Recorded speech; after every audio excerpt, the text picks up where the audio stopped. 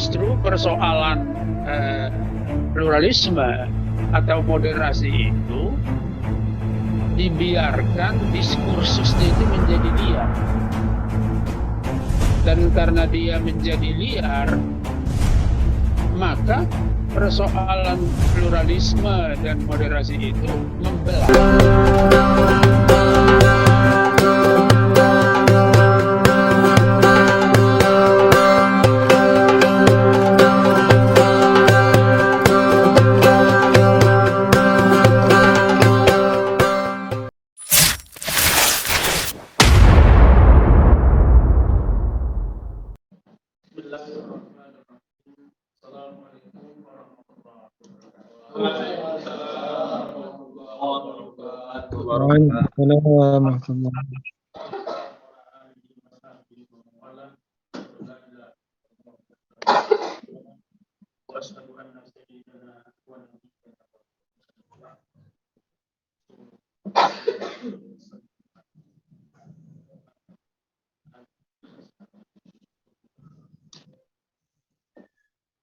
Di dalam kehidupan berbangsa dan beragama kita, khususnya di dalam skop tahun 2022.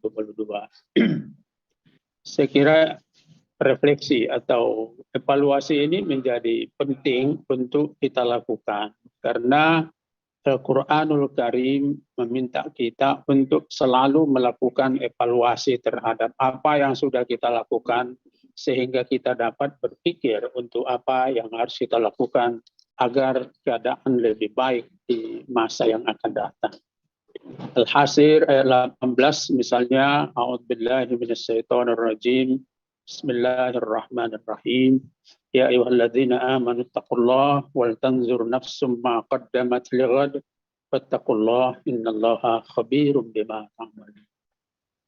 Jadi saya kira diskusi kita sangat penting karena kita berada dalam transisi tahun ya, dari 2022 menjadi 2023.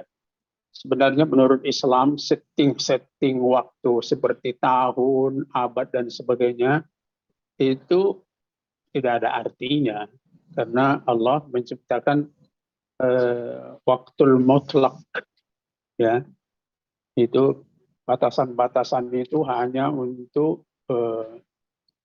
membuat kita lebih mudah menghitung-hitung apa yang sudah kita lakukan, apa yang tidak kita lakukan, kemudian apa yang harus kita lakukan di masa yang akan datang. Bagi Tuhan batas-batas tahun, batas-batas abad itu nggak ada artinya.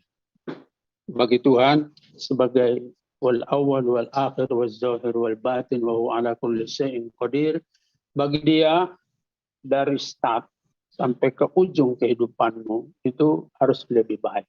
Terus ada progres ke arah yang lebih baik. Jika manusia membaginya kepada tahun-tahun, lustrum-lustrum, dekade-dekade, kemudian abad-abad, bagi Tuhan nggak terlalu penting. Tapi di mana kamu hidup, kamu harus melakukan evaluasi dan merencanakan masa depan. Saya kira itu Al-Hasr ayat 18. Oleh karenanya kita amat rugi kalau kita tidak melakukan evaluasi terhadap tahun ini. Dan tahun 2022 itu adalah tahun yang sangat penting, karena bagi Indonesia 22 itu menjadi persiapan untuk menghadapi tahun politik di tahun 2023 dan 2024. Semua persiapan dilakukan.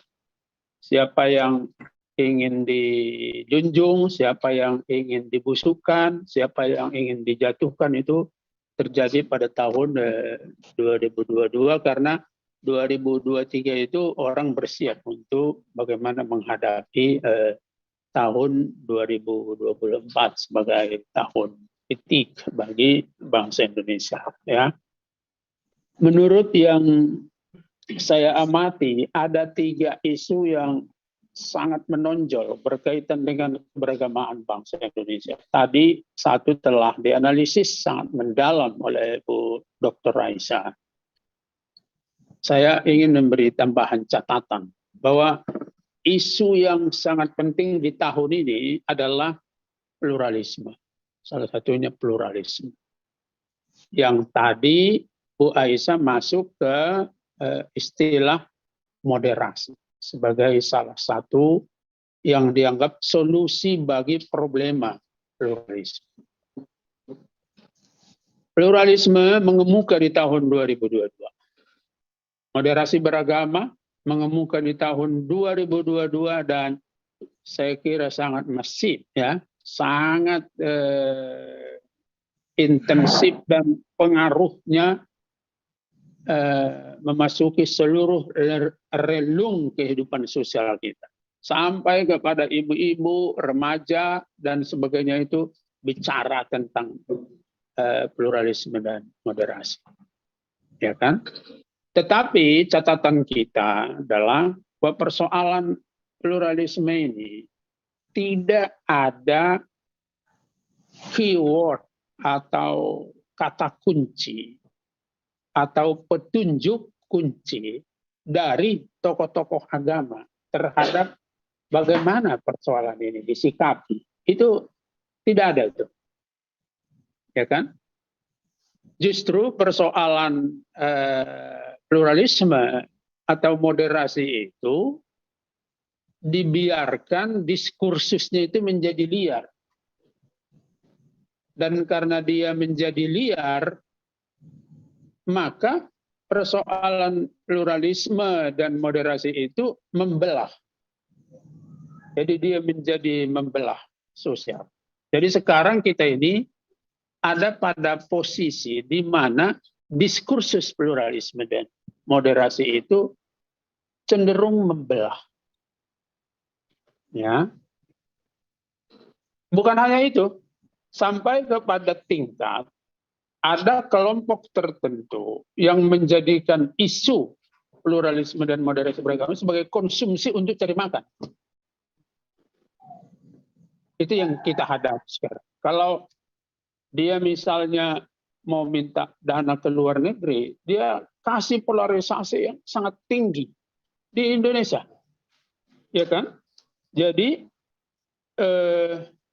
memunculkan istilah-istilah intoleran. Ya kan? Ekstrim. Saya mendapat masukan bahwa banyak sekali proposal dari Indonesia ke luar negeri atau funding luar negeri yang meminta dana bantuan, tetapi dengan mempolarisasi bangsa Indonesia kepada yang moderat dan intoleran. Sehingga proyek-proyek yang diusul ke luar negeri atau ke funding itu adalah kami akan mengurangi intoleransi di Indonesia. Dan ini seksi bagi funding di luar negeri. Jadi itu yang pertama. Kita perlu mencatat bahwa persoalan pluralisme dan moderasi beragama itu sekarang menganga. Ya, apa namanya? Seperti sesuatu yang tidak selesai, menjadi liar. Orang bisa mengambil komando sendiri. LSM ini ambil komando, lalu dia buat polarisasi. Dia buat penelitian. Saya ambil contoh misalnya, Sumatera Utara itu dalam penelitian tertentu disebut sebagai masyarakat yang intoleran. Masyarakat Sumatera Utara.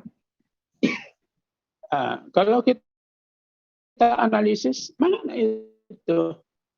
Dari mana logika yang bisa dibangun bahwa masyarakat Sumatera Utara itu intoleran? Padahal dari dulu masyarakat Sumatera Utara itu menjadi pionir di dalam pengembangan kerukunan, moderasi gitu.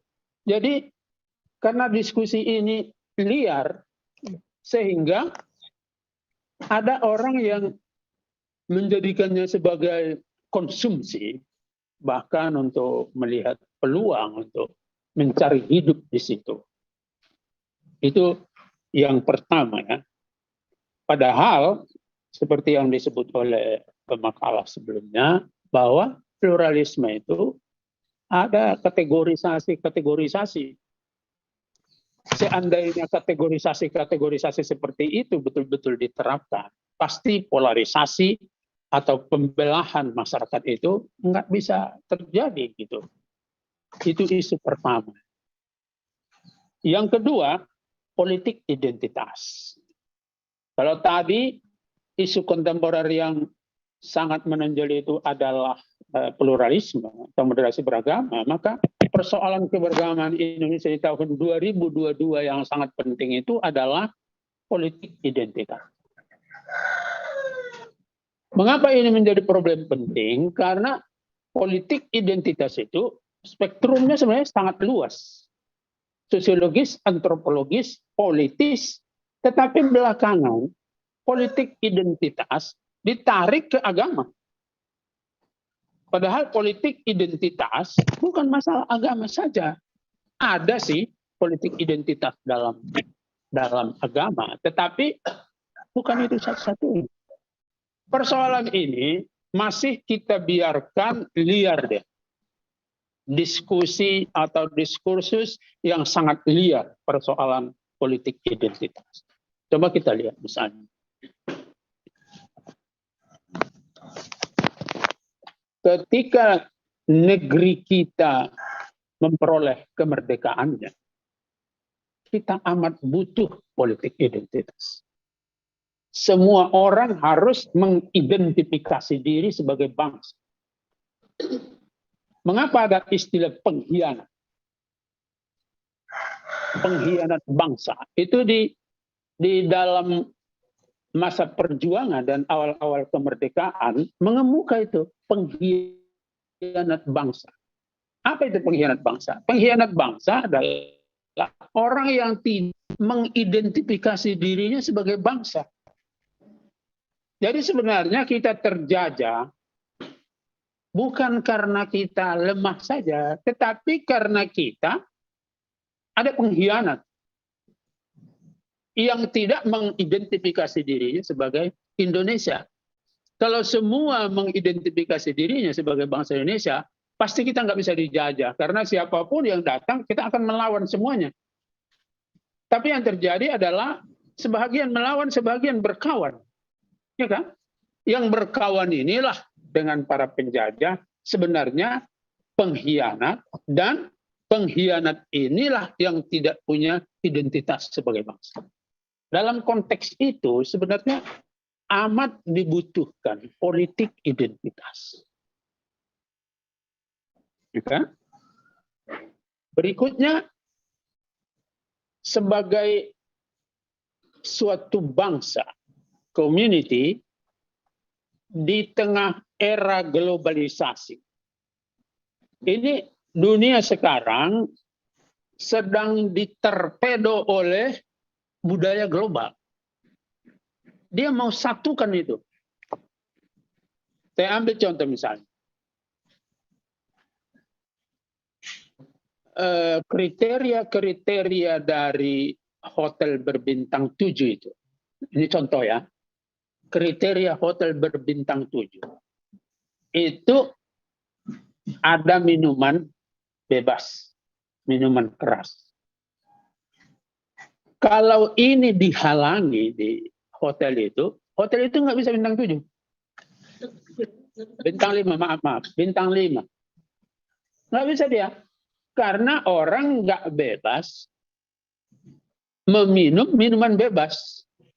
Nah, kalau saudara punya hotel, tidak memberi kebebasan di situ untuk menyajikan dan menikmati minuman bebas itu, maka hotel saudara tidak akan menjadi bintang 5. Kan? Di hotel berbintang 5 itu harus tersedia kolam renang yang bebas. Bebas artinya bersatu antara laki-laki dan perempuan, kemudian memakai pakaian renang standar renang di tengah masyarakat banyak, ya kan? Kalau coba saudara batasi itu, laki-laki satu tempat, perempuan satu tempat, kemudian pakaian harus menutup aurat di kolam renang, pasti hotel saudara nggak jadi bintang 5. Sekarang ini Qatar ketika menjadi tuan rumah FIFA Piala Dunia sepak bola menghadapi itu. Akhirnya gimana ini sekarang? Boleh nggak orang ini minum minuman keras? Ya kan? Qatar mengambil kesimpulan boleh, tapi di tempat tertentu.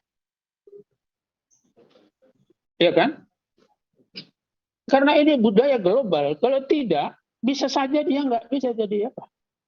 Jadi tuan rumah, karena ada budaya global yang harus dilihat. Nah, sekarang di negara kita ada budaya-budaya global yang masuk menyusup, dan itu nggak peduli kau mau orang apa. Ya kan? Problema kita, bisa nggak kita menunjukkan Indonesia identity? Identitas Indonesia, bisa nggak? Jadi persoalan kita sekarang, identitas Indonesia itu harus tegak. Dan menegakkan identitas Indonesia itu adalah politik identitas. Ya kan? Jadi dalam hal itu kita harus menegakkan politik identitas. Tetapi dalam kehidupan beragama, kita diminta untuk jangan menegakkan politik identitas. Itu yang kita hadapi di tahun 2022. Masyarakat kita menghadapi hal yang sama, sehingga ada masyarakat Muslim itu yang menjadi sangat radikal. Ini politik identitas ini pendangkalan akidah, dia bilang. Ya kan? Ini menghancurkan Islam di dalam kehidupan berbangsa. Ada orang yang berpendapat seradikal itu. Memang kalau kita lihat, ya, di awal kemerdekaan atau dalam pembentukan negara, politik identitas itu sangat menonjol, tetapi bukan politik identitas antar golongan, tapi politik identitas sebagai bangsa. Tadi sudah disebutkan, politik identitas itu ditarik menjadi persoalan. Misalnya, jangan yang menjadi pejabat publik itu agama tertentu,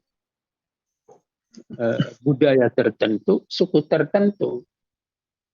Ya kan?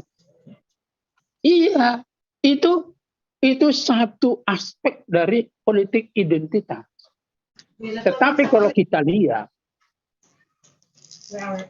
kalau soal siapa yang akan memegang jabatan publik, mau suku apa, mau agama apa, itu tidak terlalu dipersoalkan.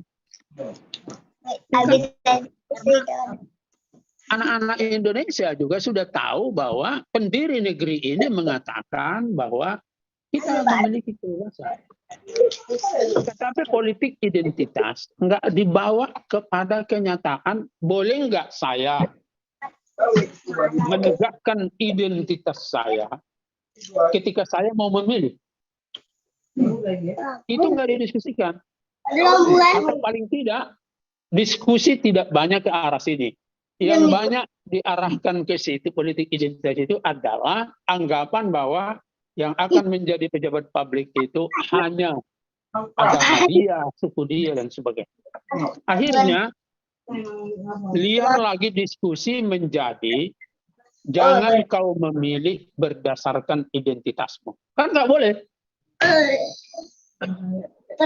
Kalau kita tidak boleh memilih dengan pertimbangan identitas, ya itu kita salah. Maka sangat dibutuhkan ada penjelasan kapan kita harus menegakkan identitas kita. Politik identitas ini, kalau dalam konteks itu masuk ke sholat. Jadi sholat itu ada politik identitas, yaitu Qul inna sholati wa nusuki wa mahyaya wa mamati lillahi rabbil alamin la syarika lahu wa bidzalika umirtu wa ana minal muslimin. Wa ana minal muslimin itu identitas. Dalam kehidupan. Dalam sholat pun harus ada ikrar menjelaskan identitas. Bahwa identitas saya seorang muslim.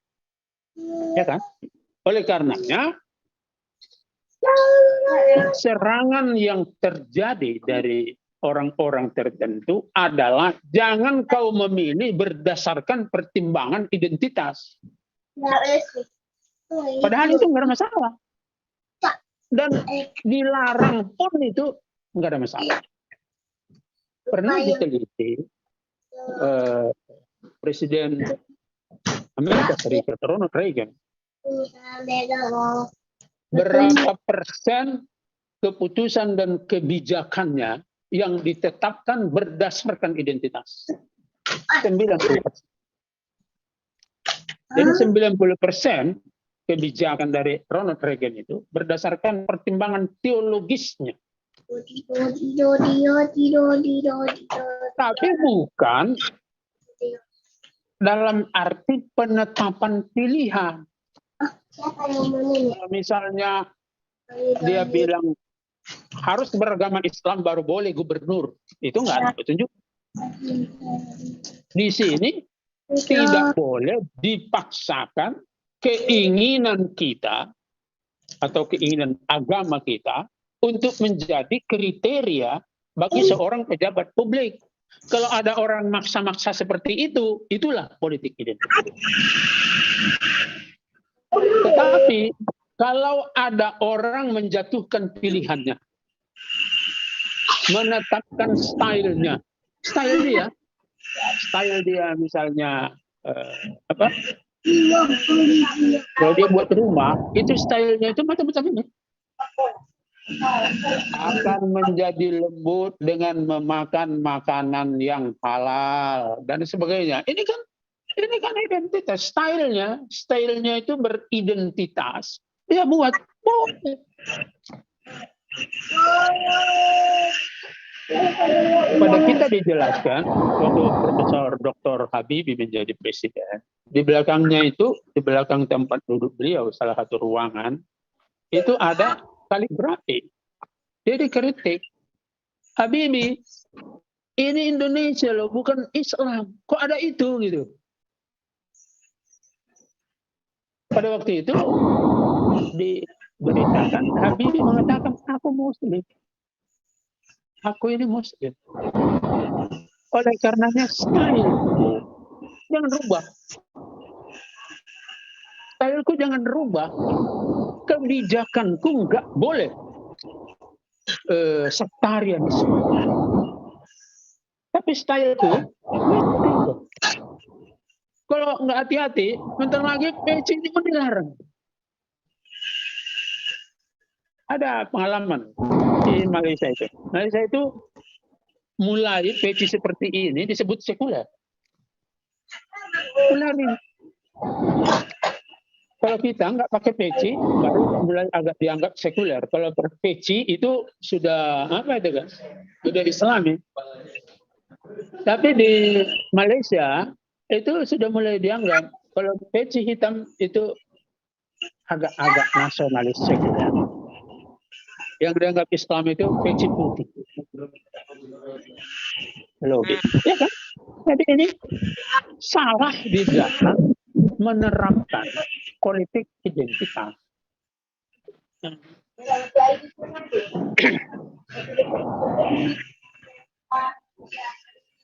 Begini, saya mohon maaf ya.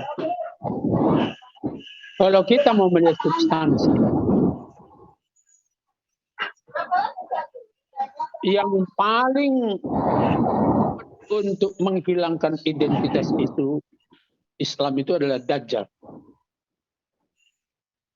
Dalam literatur keislaman, Dajjal itu turun menghapus identitas Islam. Dia gigit itu kalau ada orang menunjukkan identitasnya. Ya kan? Lalu apa kriterianya? Matanya satu. Apa itu matanya satu? Bervisi satu, berperspektif satu, berdalil satu. Dalil apa? Menurut dia. Paham kan? Dajjal itu gitu. Bagaimana matamu, dia nggak peduli. Bagaimana caramu melihat, bagaimana caramu memandang, dia nggak peduli. Matanya satu. Paham itu kan? Oleh karenanya, Abul A'la al-Maududi, suatu pemikir yang oleh Barat disebut sebagai radikal, pemikir radikal. Ada pemikirannya yang menurut saya itu menarik. Dia katakan, jangan kau waspadai Dajjal itu sebagai orang kuat. Karena Dajjal itu nanti bukan itu. Dajjal itu adalah community, kekuatan orang banyak yang ingin menghapuskan identitas-identitas Islam. Jadi kalau kau tunggu-tunggu Dajjal itu ada orang besar, kuat, matanya satu, itu nggak akan ada, kata Maududi. Tetapi Dajjal itu adalah satu kekuatan yang ingin menyingkirkan keislaman. Itu isu kedua. Isu kedua yang sangat berpengaruh di dalam kehidupan kita di tahun 2022. Yang ketiga, saya kira peran agama di dalam kehidupan berbangsa. Di tahun 2022 itu mengemuka. Bagaimana menyikapi ini? Di tahun 2022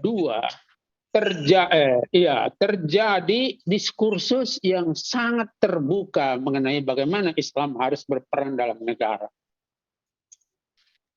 Dan bangsa Indonesia cenderung terbelah. Ada yang ingin memerankan Islam di dalam kehidupan. Dan ada yang ingin mengikis peran-peran agama di dalam kehidupan berbangsa. Itu. Jadi saya ingin sampaikan bahwa pejabat-pejabat kita makin sekuler. Di akhir kekuasaan Pak Harto sebenarnya udah mulai agak Islami. Malu seorang pejabat yang perempuan itu tidak pakai jilbab. Udah mulai begitu. Tapi sekarang kalau seperti Ibu Aisyah ini, malu pula dia. Pejabat itu dianggap terlalu Islami, jika bukannya radikal. Radikalisme. Jadi kecenderungan kita seperti bagaimana Islam? Begini. Kalau kita lihat dalam kenyataan sejarah, dalam pembentukan negeri ini, ada sesuatu yang terjadi. Tapi sebenarnya itu sangat historian ya. Historian itu maksudnya sejarah Islam yang begitu. Apa itu? Tokoh-tokoh itu dalam gagasan dan keputusannya sangat ditentukan oleh keberagamannya. Ini hukum baca sejarah ya. Tokoh-tokoh dan decision maker itu sangat di dalam menetapkan atau merumuskan keputusan dan kebijakan sangat dipengaruhi oleh teologisnya. Coba itu. Pancasila itu apa itu Pancasila? Pancasila itu kalau kita analisis secara Islami adalah dirumuskan oleh para tokoh yang di hatinya itu ada Islam. Coba itu. Ketuhanan yang Maha Esa. Gimana itu? Ya kan? Membentuk negara kok ketuhanan. Seorang muslim yang taat, ya itu dia hidupnya itu. Wa ma khalaqtul jinna wal insa illa liya'budun. Itu di otaknya. Dalam memorinya seperti itu. Oleh karenanya kalau membentuk negara itu harus itu dulu gitu. Walaupun ada tokoh-tokoh itu yang tidak menempatkan ketuhanan sebagai sila pertama. Tapi kan perumus kemerdekaan memutuskan bahwa sila pertama itu ketuhanan itu. Kok jadi gitu? Kenapa tidak misalnya negara ini kita bentuk kebersamaan kita ya. Itu kan bersama kita ini. Ada warga ini, ada suku ini, ada kulit ini. Jadi kita bentuk dulu negara ini atas dasar kebersamaan kita ya. Kenapa enggak itu? Ya kan? Kok jadinya ketuhanan yang Maha Esa gitu? Membentuk negara kok ketuhanan yang Maha Esa? Itu kembali ke kenyataan sejarah, hukum baja sejarah bahwa orang di dalam menetapkan keputusan kebijakannya itu ditentukan oleh teologinya. Karena mereka itu adalah orang-orang soleh, para pendiri negara, the founding fathers. Ketika membentuk suatu negara, yang teringat adalah Tuhan itu. Ketuhanan. Oh, tapi Tuhan kita beda-beda. Kita ini yang sedang merumuskan negeri ini, Tuhan kita beda-beda. Gimana? Oh, kemanusiaan. Iya kan? Kemanusiaan. Ketuhanan yang Maha Esa. Kemanusiaan. Kita buat kemanusiaan. Nomor 2 kita buat kemanusiaan. Supaya kita saling menghargai sebagai manusia yang berbeda. Baru, oh tapi ini ada kerajaan sana, ada kesultanan sana. Oh, udah kita buat persatuan aja. Persatuan Indonesia. Bukan hebat lagi, memang begitu. Memang harusnya begitu. Nah. Jadi negara ini siapa ketuanya? Siapa ketua? Ini kan kalau sekarang berdarah-darah itu cari ketua itu.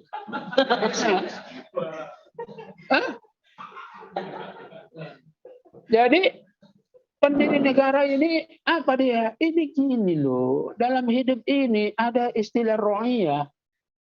Kullukum ra'in wa kullukum mas'ulun ar-ra'iyati. Itu sistem hidup itu. Jangan semua jadi ketua. Tapi idiom kata kuncinya itu ra'iyah. Oh, kalau gitu ra'iyah lah. Apa itu ra'iyah? Kerakyatan. Kan gitu. Kero'iyahan dipimpin oleh hikmah. Hikmah itu apa maksudnya? Nanti kita bahas. Itu dalam loh itu. Kenapa ada kata hikmah? Orang mereka paham mereka apa? Irfan. Paham mereka sufiyah. Paham mereka ilmu batin. Hikmah. Kebijaksanaan. Permusawaratan. Perwakilan. Oh, tapi ini negara pusatnya Jakarta. Gimana itu orang sudut-sudut sana? Oh ya udah, kita buat keadilan sosial bagi seluruh Indonesia. Supaya kita jadi satu. Apa itu? Itu Islam eksklusif. Rumusannya eksklusif. Penerapannya universal. Jadi dalam pembentukan negara, sebenarnya para pendiri negara itu memerankan agamanya sangat kentara. Ya, jadi Quran masuk ke apa itu? Ke keputusan-keputusan di meja-meja perundingan. Masuk Quran itu. Masuk hadis. Bukan, memang itu bobotnya begitu. Udah bobotnya begitu. Nah, jadi, tapi sekarang di tahun 2022 kembali bermasalah. Jangan kau eksklusif Islam itu, ya kan?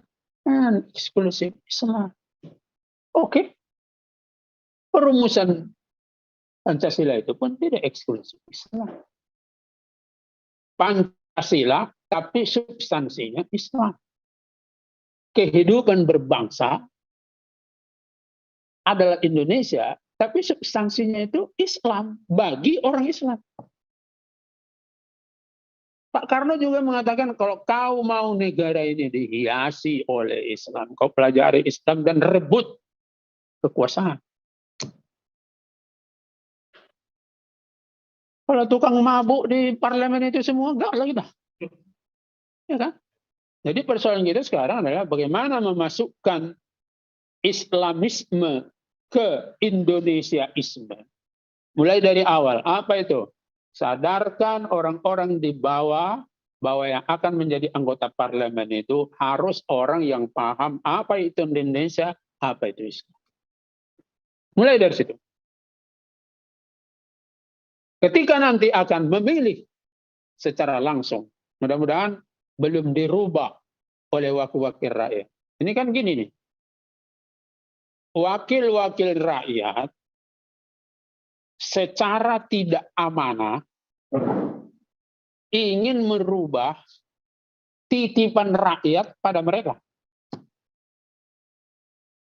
Titipan. Apa titipan rakyat? Kau wakil kami, tapi nanti ketika memilih presiden, ikut kami. Tiba-tiba ada gejala. Titipan itu dia rubah. Mau dia rubah? Belum dia rubah, ya kan? Mau dia rubah? Kita aja. Nggak usah ikut rakyat. DPR sama MPR aja. Menetapkan. Wah, kayak mana dulu rupanya? Apanya? Titipannya sama kau kayak mana?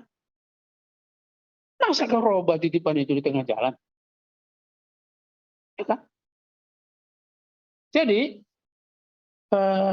begitu caranya, kata Bung Karno. Kalau kau mau ingin di Indonesia ini lebih Islami, lebih banyak kau berkiprah dalam kehidupan berbangsa. 3 isu itu di tahun 2022. Dalam kaitannya dengan agama, ada ekonomi, ada politik, ada budaya, ada pariwisata, ada sosial, itu mungkin orang lain. Tapi ini kita berhak kita membahas ini. Sekarang gini, apa tugas cendekiawan Muslim? Apa tugas kita? Tugas kita adalah melanjutkan pemikiran dan diskusi ini supaya bisa lebih memberikan pencerahan pada rakyat, pada umat. Umat itu pun jangan salah. Jangan dia terjebak menjadi masuk ke hutan yang direncanakan oleh lawan sebagai tempat berkumpul. Tahu nggak? Ada strategi militer. Kalau lawan pencar, sediakan satu hutan. Hutan yang indah, hutan yang enak, hutan yang aman. Supaya yang dicari-cari ini ngumpul situ semua. Itu strategi militer. Jangan bersih semua. Taruh satu hutan. Enak di situ, nggak ada yang ganggu. Pasti yang kau cari-cari nanti kumpul ke situ. Jadi sekarang tugas kita adalah jangan umat ini masuk ke dalam satu perangkap yang pada akhirnya mereka tinggal diangkat aja. Paham kan? Udah di situ. Semua kriteria udah masuk, dia angkat aja. Jangan mau ya. Jadi kalau ada orang Islam vokal, jangan terus percaya. Mengapa? Karena ada orang vokal, tapi dibiarkan, itu dalam strateginya, biarkan supaya ngumpul. Itu gunanya, saudara-saudara kuliah. Ini S berapa? S2 aja udah kayak gitu gajinya, kan luar biasa. Jadi ini kita harus masuk. Kita harus masuk dalam arus macam haji. Kalau kita haji, kan di luar. Masuk ke arus tawaf itu. Harus masuk. Hah? Kalau nggak masuk, arus itu nggak kau rasakan. Jadi amanah untuk bisa menjadi mahasiswa S2 itu, sebenarnya itu persis seperti masuk ke arus utama kehidupan masyarakat. Kalau belum masuk ke arus tawaf itu, nah, itu nanti masih jadi pengamat. Saudara enggak pengamat, masuk dalam arus itu sehingga saudara menentukan arus kemana umat itu di masa yang akan datang. Saya kira itu dari saya. Terima kasih. Assalamualaikum warahmatullahi wabarakatuh.